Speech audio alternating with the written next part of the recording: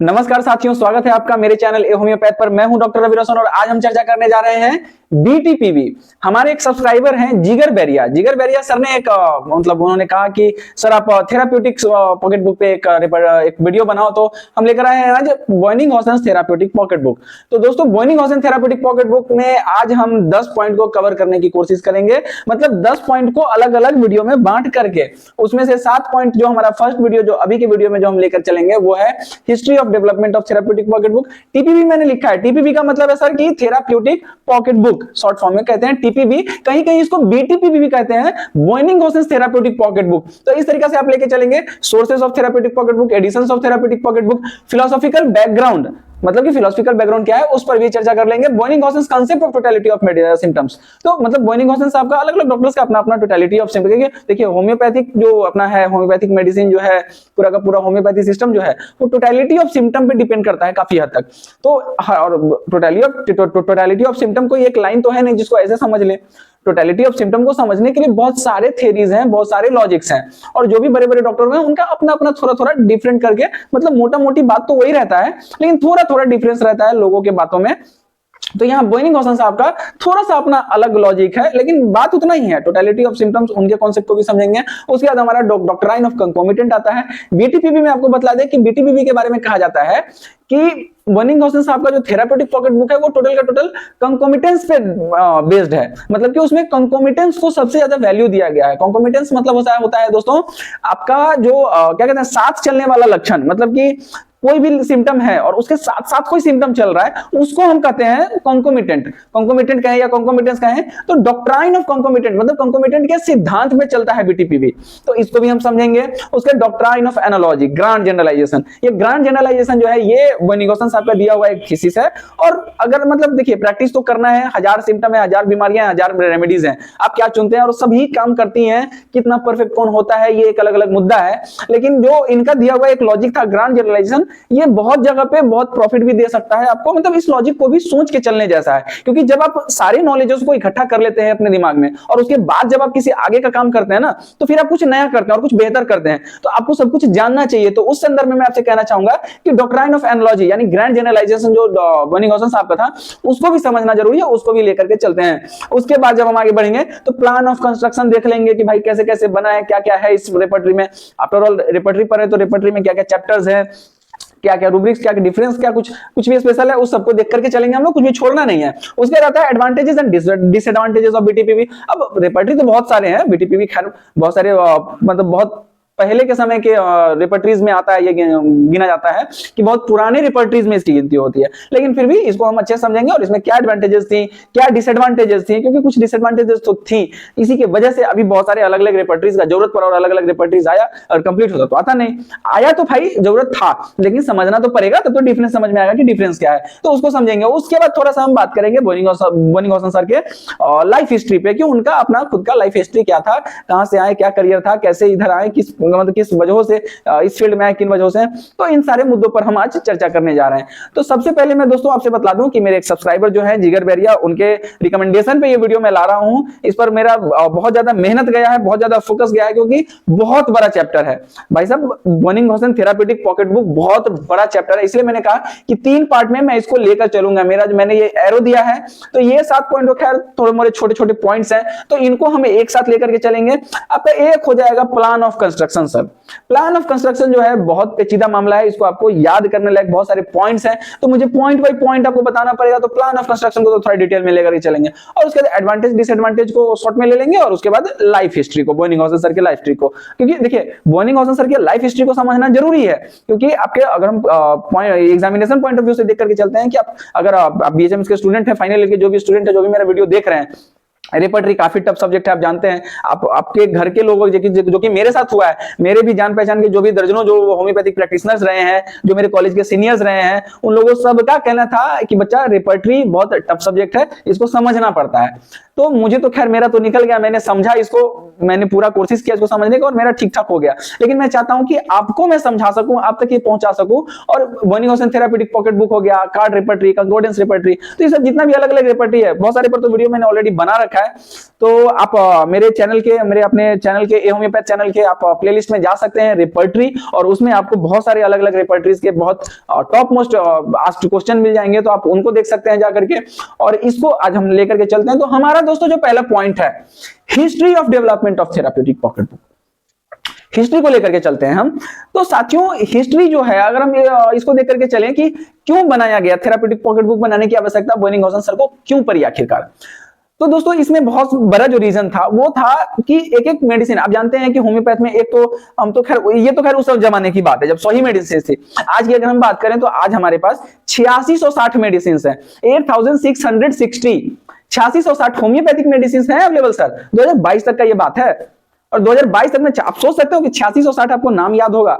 अब किसी का नाम अलग अलग शब्द 8660 शब्द नहीं याद कर सकते हो आप, मेडिसिन कहां से याद करें। तो सर उसके लिए चाहिए होता है ना एक तरह का कैलकुलेटर, जैसे कि नंबरिंग देखते हैं हम, नंबरिंग बहुत होता है, अरबों खरबों स्क्वायर और क्या क्या क्यूब और पावर 10 पावर 20 पावर 100 कुछ भी हो सकता है। तो उस लेवल में जब हम कैलकुलेशंस करते हैं तो हमें कैलकुलेटर चाहिए होता है। तो उसी तरह से जब हम सिम्टम्स में जाते हैं तो लोगों के साथ बहुत सारे सिम्टम्स होते हैं, जैसे कि बुखार। अब 10 तरह की तो बुखार होती हैं, और बुखार में 10 अलग अलग तरह के सिम्टम होते हैं अलग अलग लोगों को। क्योंकि अब हमारा अगर हम देख करके चले होम्योपैथ को, तो हम तो ये जानते हैं ना कि इंडिविजुअलिटी ही तो सबसे बड़ी चीज है।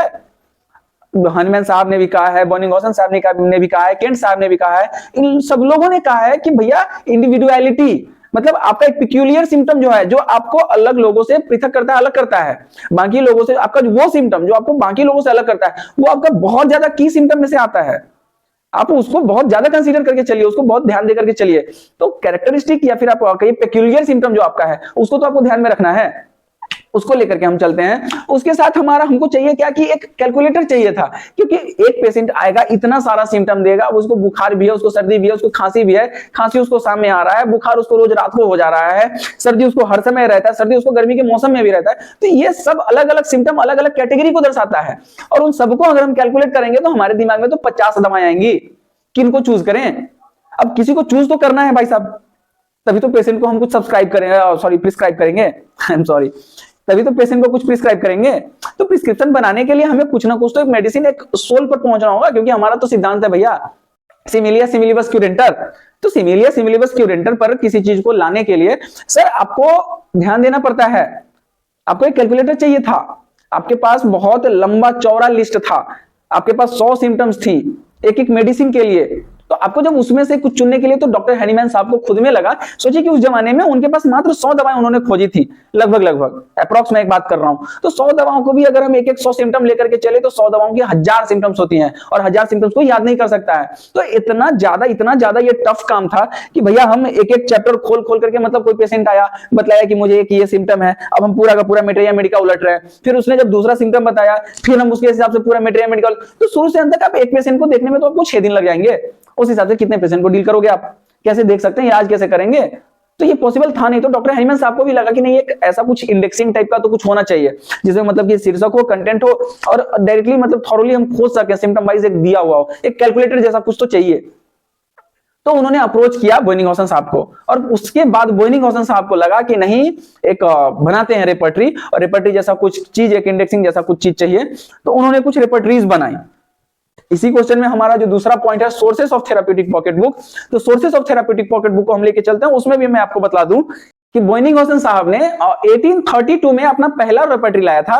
उनका जो पहला रेपर्टरी मतलब पब्लिश हुआ था, वो 1832 में पब्लिश हुआ था, जिसका नाम था रेपर्टरी ऑफ द एंटीसोरिक्स। जो उनका पहला रेपर्टरी आया था उसका नाम था रेपर्टरी ऑफ द एंटीसोरिक्स, वो 1832 में आया था। तो उसके बाद उनका जो दूसरा रेपर्टरी आया वो लाए थे the repertory of the medicine which are not antipsorics, ये आया था 1835 में। उसके बाद उनका आया था attempt at showing relative kingship of homoeopathic medicine, जो कि 1836 में उन्होंने पब्लिश किया था।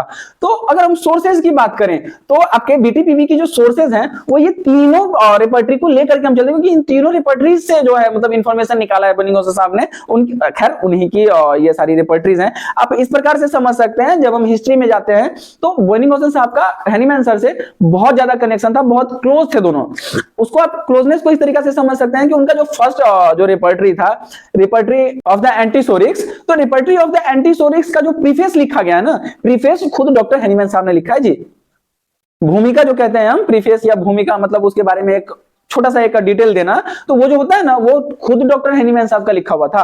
तो इस कदर उन लोगों के बीच एक क्लोजनेस था, एक नजदीकी था, तो उनसे तो खैर अच्छे खासे प्रभावित थे, इसमें कोई डाउट नहीं है। हम जब लास्ट जो हम खैर लेकर के लास्ट में चले हैं, पढ़ना पहले चाहिए था लेकिन लास्ट में इसलिए चले हैं क्योंकि इससे ना क्वेश्चन में मेरा जो चलने का तरीका वो मैं ये सोच के चल रहा हूँ, क्योंकि ये है एक सब्जेक्टिव क्वेश्चन, ये सबसे ज्यादा काम आने वाला है स्टूडेंट्स को, जो फाइनल ईयर के स्टूडेंट्स हैं, तो उनके लिए मैं बात करूं तो ये क्वेश्चन आपको कम आता है, उससे ज्यादा इन क्वेश्चंस का इंपॉर्टेंस है, इसलिए मैं सोचा कि उसको लास्ट में लेकर चलते हैं। क्योंकि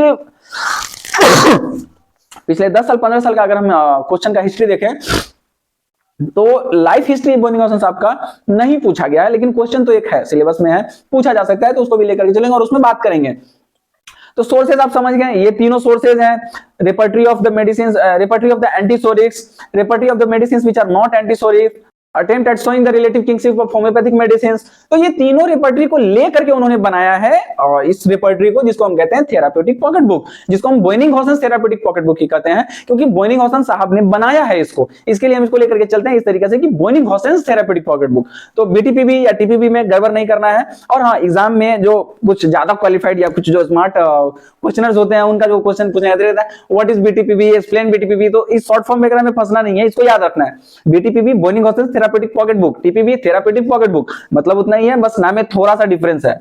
उसके बाद बात करते हैं साथियों editions of therapeutic pocket book. हमारा जो तीसरा पॉइंट है editions of therapeutic pocket book, तो अलग अलग समय में अलग अलग लोगों ने जो एडिशन किया, तो उसके बारे में हम शॉर्टकट में जान लेते हैं। कुछ खास पॉइंट नहीं है, फिर भी कुछ 2-4 पॉइंट याद करने लायक है। जैसे कि पहला तो एडिशन जो उनका था खुद बर्निंघाउसेन साहब का लिखा हुआ था। उसके बाद एक डॉक्टर थे, जर्मन डॉक्टर थे, जिन्होंने की इसका इंग्लिश ट्रांसलेशन, सबसे पहले इंग्लिश ट्रांसलेशन करने वाले एक जर्मन डॉक्टर थे, और उनके बारे में इतना ही इंफॉर्मेशन ही अवेलेबल है कि वो एक जर्मन डॉक्टर थे और उन्होंने सबसे पहले टीपीवी का इंग्लिश ट्रांसलेशन किया था। इतना ही इंफॉर्मेशन ही उसके उनके बारे में अवेलेबल है।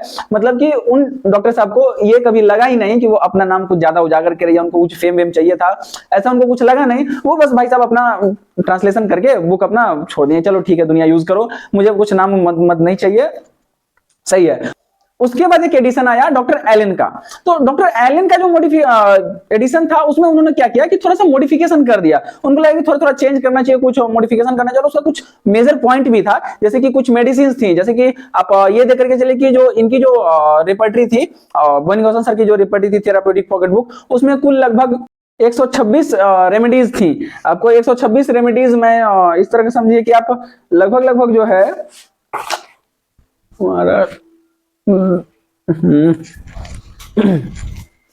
हमारा मतलब आप इस तरीके से समझिए ना कि 126 रेमेडीज पहले से थी, उसमें से उन्होंने 4 रेमेडीज को जो है उन्होंने माइनस कर दिया, तो हमारा आ जाता है कितना 126 माइनस 4 122। और उसमें उन्होंने क्या किया कि लगभग 220 मेडिसिन को ऐड किया, 220 जी 220 मेडिसिन को उन्होंने ऐड किया, तो ये हमारा हो जाता है टोटल 342 मेडिसिन। तो एलन साहब का जो एडिशन था उसमें उन्होंने 342 रेमेडीज यानी मेडिसिन का जिक्र किया है, यूज किया है। वहीं आपको अगर हम बर्निंघाउसेन थेराप्यूटिक पॉकेट बुक की बात करें तो उसमें 126 मेडिसिन थी। 126 मेडिसिन में से 4 मेडिसिन जो कुछ मतलब कि उसमें 4 मेडिसिन में क्या था कि एक तो मेडिसिन हमारी थी एंगस्टूरा। अब एंगस्टूरा को डॉक्टर एलन ने हटाना जरूरी समझा।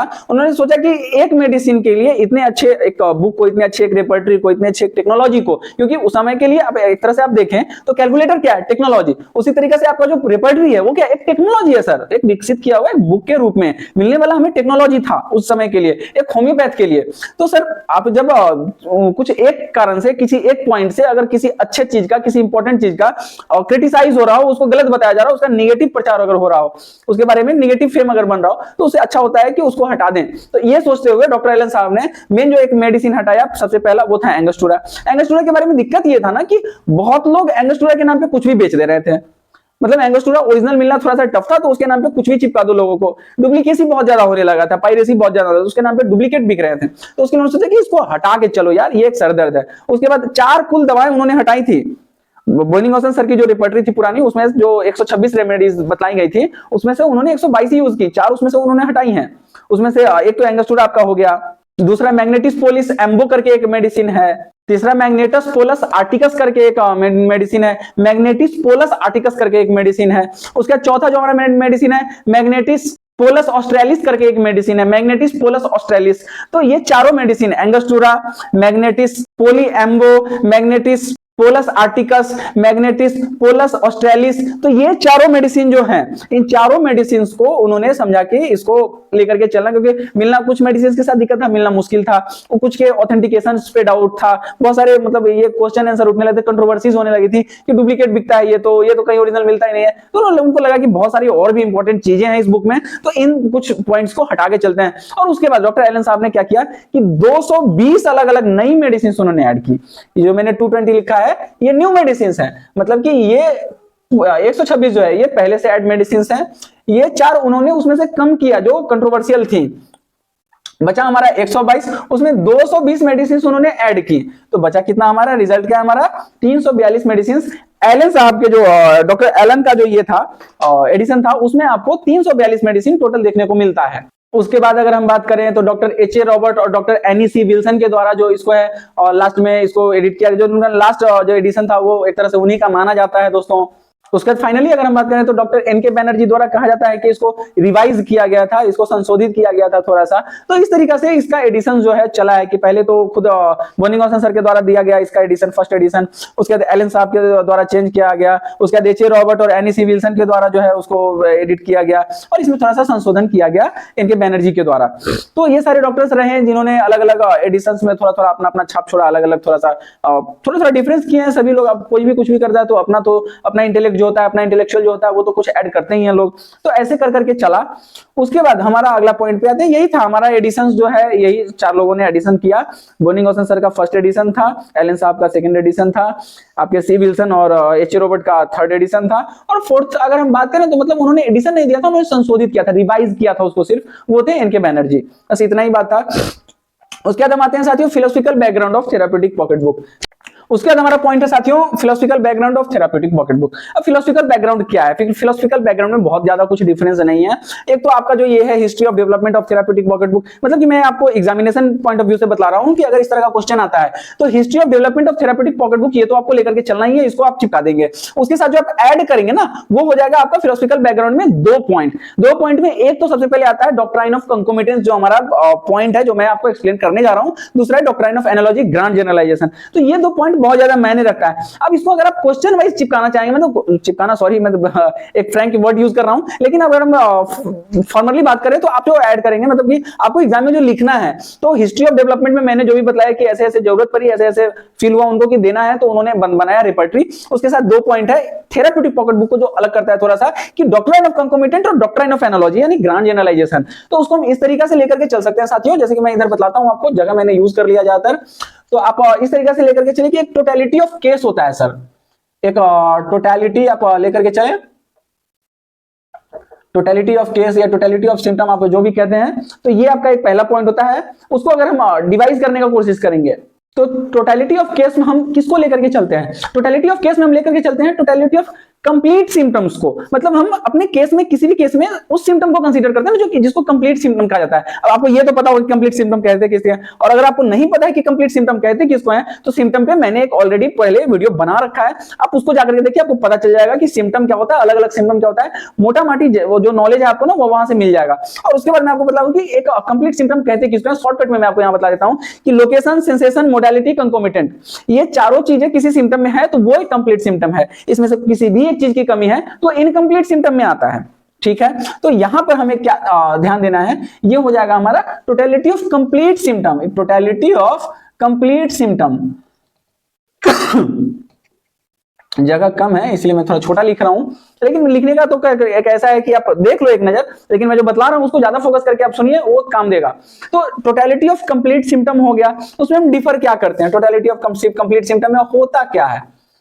Location, sensation, modality, concomitant is equal to totality of complete symptom, या फिर आप कहें एक भी सिम्टम अगर है तो कंप्लीट सिम्टम है, अगर ये चारों चीज मिल रही है तो कंप्लीट सिम्टम है। यहीं पे दो जो लॉजिक बोनिंगहॉसन सर का काम करता है वो क्या है, वो आप इस तरीके से समझ सकते हैं कि ये जो आपका पॉइंट है, ये चारों पॉइंट है, तो ये तो भाई साहब एक हमारा पॉइंट हो जाता है जो आ जाता है हमारे डॉक्ट्राइन ऑफ ग्रांड एनालाइजेशन में। एनालॉजी आप डायरेक्ट में लिख देता हूं, एनालॉजी, डॉक्ट्राइन ऑफ एनालॉजी या डॉक्ट्राइन ऑफ ग्रांड जनरलाइजेशन आप जो कह लें, तो ये चारों पॉइंट को हम लेकर के चलते हैं ग्रांड जनरलाइजेशन में। ये मैं आपको आने वाले कुछ समय में एक्सप्लेन करता हूं। और दूसरा जो पॉइंट है हमारा कंकोमिटेंस सर, तो कंकोमिटेंट में हम क्लियर मेरा एक अलग से एक पॉइंट है इस चैप्टर में, और ये एक इंपॉर्टेंट पॉइंट है क्योंकि आपको हो सकता है कि डायरेक्ट एग्जाम में पूछा जाए व्हाट इज डॉक्ट्राइन ऑफ कंकोमिटेंस, तो आपको गड़बड़ हो जाएंगे क्योंकि आप बोले कंकोमिटेंट, तो कंकोमिटेंट सिम्टम है, फिर उसमें डॉक्ट्राइन क्या है, सिद्धांत क्या है। तो सर ये जो आपका ये एक क्या कहते हैं अलग जो आपको दिया गया है कि अलग एक कॉन्सेप्ट, अलग टर्म जो है ना, तो ये टर्म आपको निकल के आता है बीटीपीवी में से, ये आपको तुरंत याद हो जाना चाहिए। क्योंकि सोच के देखिए कि अगर आपसे कोई बहुत ज्यादा होशियार एग्जामिनर है, उसने पक्का करके रखा है कि आपको कंफ्यूज करके रखना है, और आपको याद है कि सर कंकोमिटेंट को लेकर के कौन आए थे, तो बोनिंगहॉसन सर। अब बोनिंगहॉसन सर कंकोमिटेंट को लेकर आए थे, उनका बुक था बीटीपीवी, बोनिंगहॉसन थेराप्यूटिक पॉकेट बुक, वहां से कंकोमिटेंस आया है। कंकोमिटेंस का ये डिफरेंस है, डॉक्ट्राइन ऑफ कंकोमिटेंस ये है। अब जब ये एक्सप्लेन करते हैं ना तो एग्जामिनर को नंबर देना पड़ता है, तो आप इसको ध्यान में रखेंगे कि डॉक्ट्राइन ऑफ कंकोमिटेंस क्या है, तो ये हमारा हो जाता है डॉक्ट्राइन ऑफ कंकोमिटेंस, ठीक है ना। तो ये दो जो अलग डिफरेंस है ना, यही आपका फिलोसफिकल बैकग्राउंड बनता है सर टीपीबीपी का, थेराप्यूटिक पॉकेट बुक का जो फिलोसफिकल बैकग्राउंड यही है। उसके बाद हम आते हैं अपने अगले क्वेश्चन पे। हमारा जो अगला क्वेश्चन है Boenninghausen concept of totality of symptom, हमारा 5th पॉइंट। सर बोनिंगहॉसन सर का टोटलिटी ऑफ सिम्टम कुछ खास अलग नहीं था, जो हमारे डॉक्टर बोनिंगहॉसन डॉक्टर हैनीमैन साहब थे, क्योंकि हैनीमैन सर से बहुत ज्यादा प्रभावित थे। हैनीमैन सर को बहुत ज्यादा मानते थे और बहुत बड़े फॉलोअर्स में से एक थे बोनिंगहॉसन सर, हैनीमैन साहब से बहुत ज्यादा प्रभावित थे। तो उनका जो थीसिस है कि वो जो हैनीमैनियन स्कीमा है आप जानते होंगे, तो ऑलमोस्ट वो उसी को लेकर के चलते हैं। बस उसमें थोड़ा सा उनका यही जो उनका है कि डॉक्ट्राइन ऑफ कंकोमिटेंस और ग्रांड जनरलाइजेशन जो है इसको वो थोड़ा फोकस करते हैं। बाकी उनका जो टोटलिटी ऑफ सिम्टम एक तरह से आप कह सकते हैं ना कि वो बहुत ज्यादा अलग नहीं है। बोनिंगहॉसन सर हैनीमैन सर के कुछ थीसिस जो हैं, जैसे कि वो कहते हैं nothing can be known of disease accept through symptoms, मतलब कि nothing can be known of disease, मतलब बीमारी कुछ भी नहीं है, जो है लक्षण है, एक्सेप्ट थ्रू सिम्टम्स, मतलब सिम्टम्स ही है, बीमारी कोई चीज नहीं है। ये हैनीमैन साहब का दिया हुआ तो थीसिस है, इसको बहुत ज्यादा फॉलो करते हैं बोनिंगहॉसन सर। उसके बाद जो उनका एक थीसिस लेकर के चले हम, तो It is the patient who is sick, not his head, nor his eyes, nor his heart। ये एक थीसिस है जो हैनीमैन सर ने दिया है कि वो एक पेशेंट है जो बीमार है, मतलब वो एक व्यक्तिगत वो लेकर, इंडिविजुअलिटी होम्योपैथ में बहुत ज्यादा इंपॉर्टेंस रखता है, ये आपको पता है।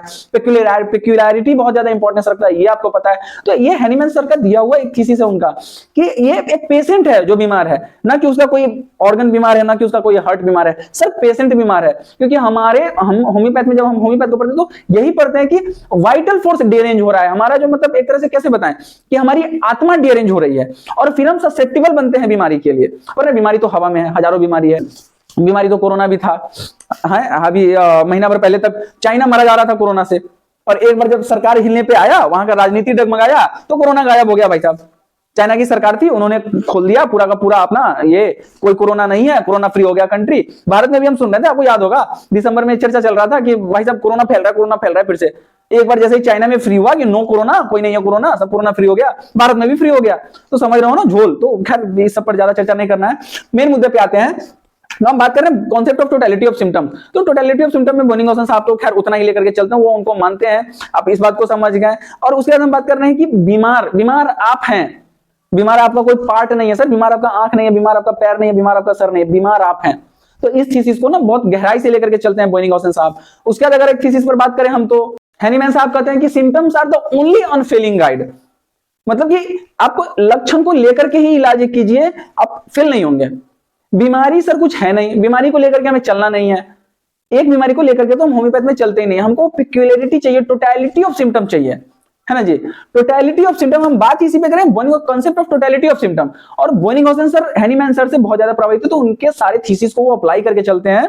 तो टोटलिटी ऑफ सिम्टम में हमारा टोटल आता है कि कंप्लीट सिम्टम चाहिए। हाँ, अलग बात है कि किसी अनकंप्लीट सिम्टम को, इनकंप्लीट सिम्टम को कंप्लीट करने का उन्होंने थीसिस दिया है, ग्रांड जनरलाइजेशन, उसके बारे में हम बात करते हैं आगे।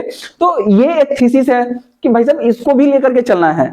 Symptoms are the only unfailing guide to the selection of the remedy. तो इसको हम अप्लाई करके चलते हैं।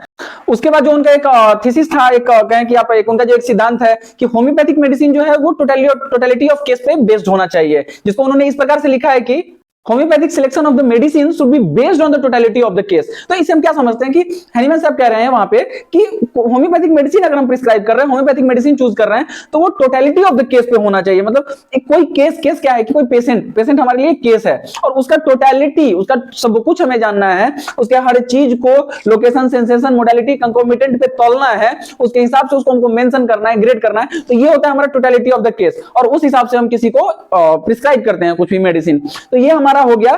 इसमें हम कुछ अगर बोनिंगहॉसन सर की तरफ से देखें तो बोनिंगहॉसन सर ने ऐसे तो 3 जो नॉर्मली है, जैसे कि अभी हम कहते हैं, जैसे कि आप सीधा समझिए कि 3 थीसिस उन्होंने पहले दिए हैं किसी भी सिम्टम को लेने के लिए कि लोकेशन हो, सेंसेशन हो और मोडालिटी। हम आज कहते हैं मोडालिटी, हमारा आज का भाषा हो गया, लेकिन उनका जो भाषा था वो था कंडीशंस ऑफ एग्रावेशन एंड एमेलियोरेशन। बात एक ही है, आप आज मोडालिटी कह लो या उस समय में कंडीशंस ऑफ एग्रावेशन एंड एमेलियोरेशन कह लो, दोनों बात एक ही है, दोनों में कोई फर्क नहीं है। तो उन्होंने 3 तो ऐसे दिए थे, 3 जो थीसिस थी किसी भी सिम्टम को कंप्लीट करने के लिए कि location, sensation and conditions of aggravation and एमेलियोरेशन। लेकिन उसके बाद चौथा चीज जो उन्होंने डाला वो था कंकोमिटेंस। तो कंकोमिटेंस या कंकोमिटेंट जो हम कहते हैं, कंकोमिटेंट का मूल अर्थ, जो मेन डिफिनीशन जो हम कंकोमिटेंट का होता है वो मैं बताऊं साथियों कि वो होता है साथ चलने वाला, सहगामी। मतलब कि किसी भी एक चीज के साथ एक चीज है, जैसे कि मैंने एक आपका रूब्रिक होता है एक एकम्पनीड बाय कहा जाता है कंकोमिटेंस को। ये एकम्पनीड बाय जो टर्म है ये मैंने देखा है खास करके आपके रडार में। तो रडार में एकम्पनीड बाय सिंथेसिस रिपर्टरी, जब आप रडार 10 वगैरह में आप देखते हैं तो उसमें एकम्पनीड बाय करके दिया जाता है और बाकी रिपर्टरीज में भी एकम्पनीड बाय करके जो रूब्रिक आता है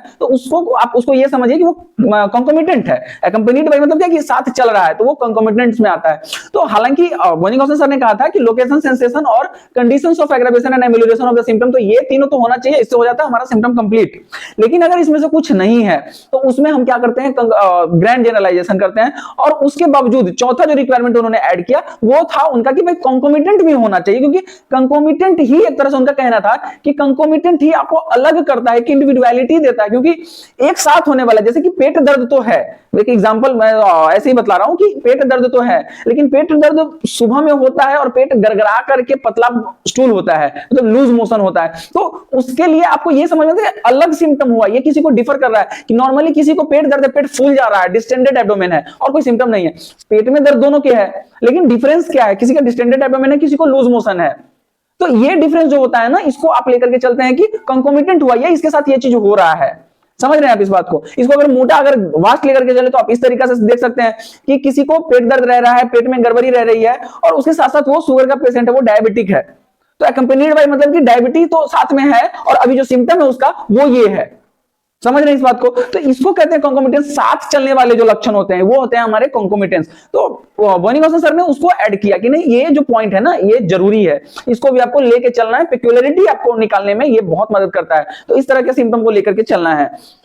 तो तीनों जो हमारा है, लोकेशन, सेंसेशन और condition of aggravation and एमेलियोरेशन of the symptoms, तो ये तीनों यानी कि आप मोडालिटी कह लीजिए, तो लोकेशन, सेंसेशन, मोडालिटी, ये तीनों तो हमको लेकर के चलना है, इसको पूरा करना है, तभी हमारा एक सिम्टम कंप्लीट कहलाता है। और उसके साथ ये चौथा को भी हमको पूछना है, ये भी हमारे कंसिडरेबल क्वेश्चन, मतलब टोटलिटी ऑफ द केस अगर हमको पुराना है तो उसमें ये चीज भी होना चाहिए। तो concept of totality of symptoms आप एक तरह से समझ के चले तो यही है।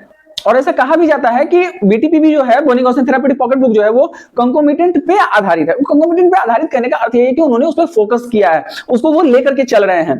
तो ये आपका था concept of totality of symptom. उसके बाद आते हैं डॉक्ट्राइन ऑफ कंकोमिटेंट। तो डॉक्ट्राइन ऑफ कंकोमिटेंट में आप समझ रहे हैं कुछ बहुत ज्यादा ये भास्ट चीज है नहीं, शॉर्टकट में आप सोच सकते हैं। डॉक्ट्राइन मतलब क्या होता है? सिद्धांत। डॉक्ट्राइन मतलब सिद्धांत और कंकोमिटेंट मतलब साथ चलने वाला, सहगामी। तो सहगामी का सिद्धांत समझ रहे हैं? डॉक्ट्राइन ऑफ कंकोमिटेंट मतलब सहगामी का सिद्धांत, जो सिद्धांत है वो सिद्धांत कुछ इस तरह से है कि जब कोई केस आपके पास आता है, जब कोई पेशेंट आपके पास आता है, तो आपको वो प्राइमरी सिम्टम तो बतलाता है। जैसे आप हैनीमैन साहब के बारे में बात करते हैं, हैनीमैन सर के बारे में बात करते हैं, तो उन्होंने जो सिम्टम्स को बांटा था, तो इस तरह के सिम्टम्स को ना वो प्राइमरी और सेकेंडरी सिम्टम्स कहते थे।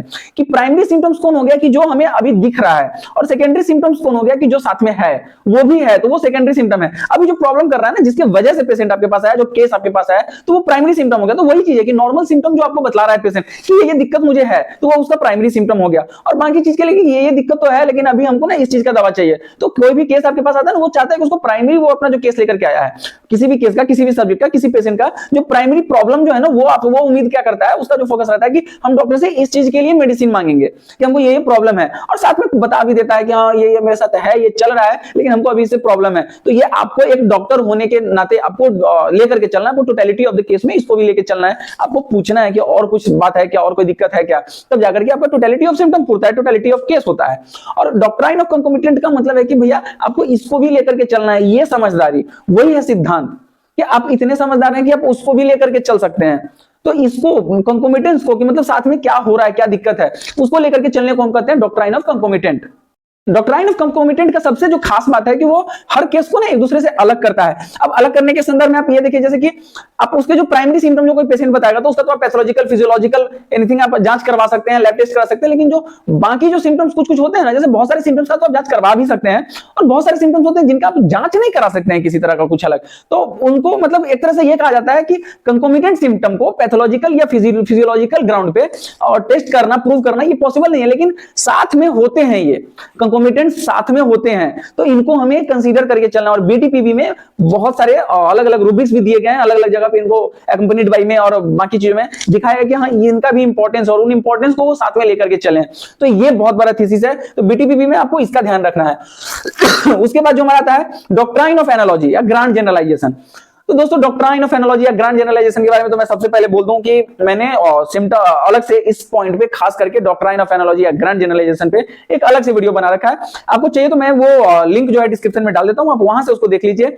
और शॉर्टकट में मैं आपसे बात करूं, ग्रांड जनरलाइजेशन का मतलब आप एक तरह से लेकर के चले ना कि बोनिंगहॉसन सर मानते हैं कि आपको जो अलग से जो सिम्टम है, जैसे कि कोई एक सिम्टम है जिसका लोकेशन सेंसेशन क्लियर है लेकिन मोडालिटी कुछ बताया नहीं जा रहा है, ठीक है ना, और अगर मोडालिटी नहीं है मतलब कि कैसे एग्रेवेशन एमेलियोरेशन हो रहा है इसका कोई जिक्र नहीं है, लेकिन दूसरा कोई उसके साथ सिम्टम है उसमें एग्रेवेशन एमेलियोरेशन का जिक्र अगर है, तो बोनिंगहॉसन सर का कहना है कि हम उसको इसके साथ कंसीडर करेंगे। मतलब एग्रेवेशन एमेलियोरेशन में ये चीज भी आ जाएगा, जैसे कि पेट दर्द है उसके लिए कोई एग्रेवेशन एमेलियोरेशन का कंडीशन नहीं है, लेकिन सर दर्द के लिए है कि सुबह में सर दर्द बढ़ जाता है, शाम होते होते आराम हो जाता है। तो इसको आप पेट दर्द में भी लेकर के चलेंगे, इसको होल में लिया जाएगा, इसी को कहते हैं ग्रांड जनरलाइजेशन। मतलब सबको हम जनरल करके चल रहे हैं, सबको जनरली लेकर के चल रहे हैं। तो कोई सिम्टम में एक चीज की कमी है तो उसको हम दूसरे सिम्टम के फैक्टर को लेकर के कंसीडर करके चल के उसको पूरा कर सकते हैं, उसको कंप्लीट सिम्टम मान सकते हैं। तो इसको कहते हैं ग्रांड जनरलाइजेशन। और पूरा अगर डिटेल में आपको समझना है तो आप लिंक आप खोलिए, डिस्क्रिप्शन में दिया हुआ वीडियो, आप उसको देख करके अच्छे से समझ सकते हैं।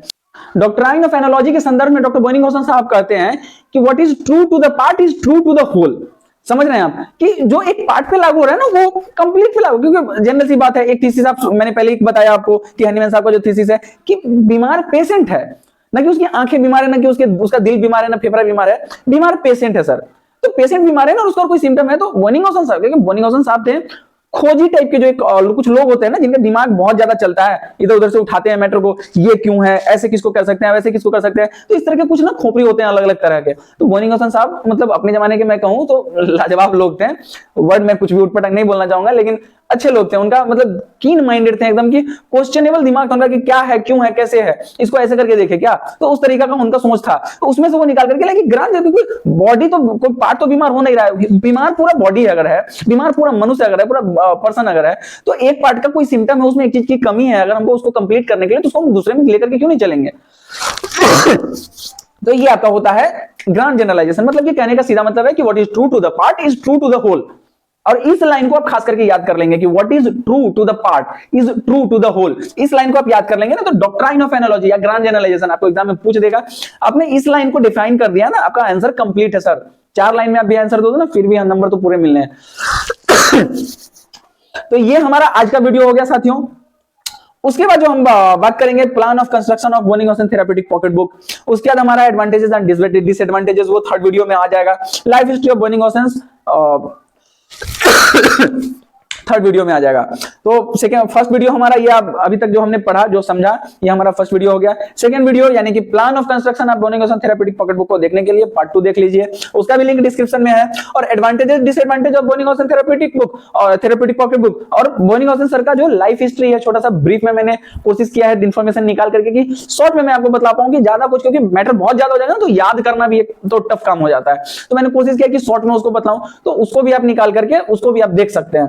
तो वहां से आप दोनों वीडियो का लिंक आपको डिस्क्रिप्शन में दिया हुआ है, एडवांटेजेस डिसएडवांटेजेस का भी और लाइफ हिस्ट्री का भी, और उसके साथ प्लान ऑफ कंस्ट्रक्शन का भी। तो आप आगे का वीडियो देख लीजिए। इतना समझने के लिए और अभी तक वीडियो में बने रहने के लिए धन्यवाद साथियों। मिलते हैं फिर से plan of construction of therapeutic pocket book में। धन्यवाद।